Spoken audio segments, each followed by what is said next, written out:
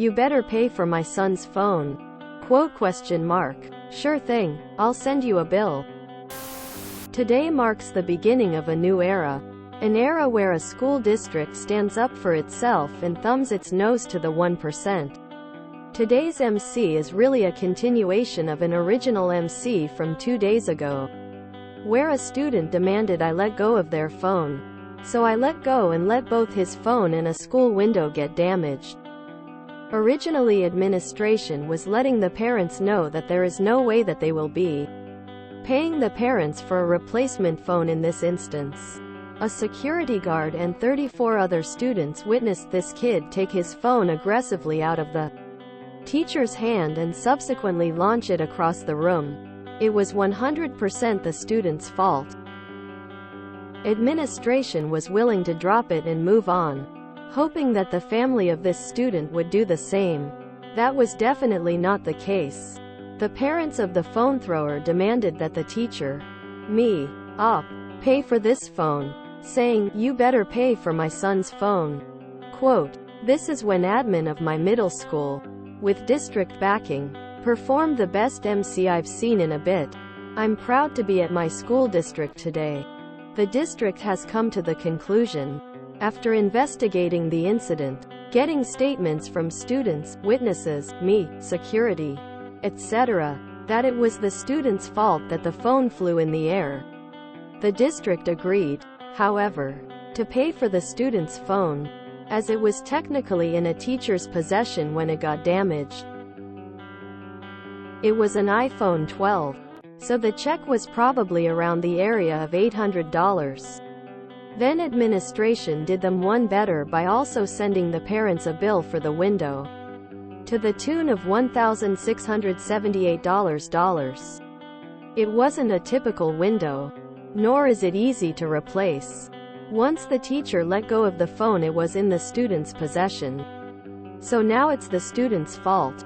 I'm not sure if this is the argument they made, but I'm presuming this is their justification for it. Doing some quick math, it looks like they're paying $800 something either way. Plus the student is in ISS for destruction of school property. TM. DR. 2 medium. Didn't read. A student's parents demand the school district pay to replace a student's phone that he accidentally threw across the classroom. The district issues a check for the phone and a bill for the damage the phone did to the window, plus a destruction of property charge on the kid's school record. They should only be paying the replacement value. On an iPhone 12, depending on the exact model, that's only around $280, $330. I wouldn't have paid for the phone and sent the bill for the window. This is a step backward. How rich do you have to be for being sent to the International Space Station to be a punishment? I think they would have been better off sending the bill for the window minus a credit for the current replacement value of an iPhone 12. Sending a check lets the parents cash it, get the kid a newer, better phone, and then proceed to refuse to pay the bill. What part of this was an accident? It appears to be very intentional. Once the teacher let go of the phone, it was in the student's possession. So now it's the student's fault. So then wouldn't the phone and window breaking be the student's fault? Probably doesn't matter if the phone was considered the teacher's or not. The student is the one who threw the teacher's property at the window, or some such. I heard your story read on YouTube yesterday. Glad to see an update. Edit. Link. It's story number 2. https u2.be/0.8vec c equals rkisgxazcl4atdir. Good second part of the story. Upvote specifically for the use of TM, Doctor. What happens if the parents refuse to pay the bill for the window? Can they get in any trouble for doing so? Sorry, but your district dropped the ball. They should have told the parents to pound sand. The phone broke solely and exclusively due to the student's act of willful misconduct. That's about as high a legal standard as there is. B. Sent the parents the bill for replacing the window, which broke solely and exclusively. See above. C.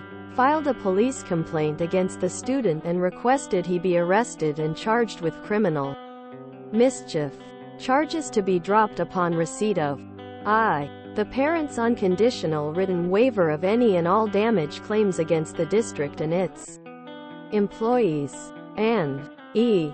Full payment for the window replacement. ISS is for cheating on a math quiz, not for destroying public property, not to mention endangering the safety of anyone who might have been outside that window with shards of glass flying at them. If one of my company's employees did this at 2. a customer's site, we'd be falling all over ourselves apologizing and asking the customer how much money we should pay them and how fast the employee would be toast. There is a school district that has banned personal phones.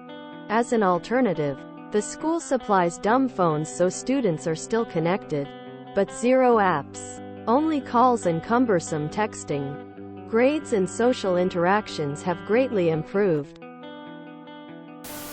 Beautiful. I love to see it. The kids should be kicked out of school and forced to live a life of being uneducated and poor. Ridiculous. Should be a policy of no phones in classrooms. If you enjoyed this video, please check out our playlists full of similar content. Epicaricast is like doom scrolling for your ears. Please like, share, and subscribe.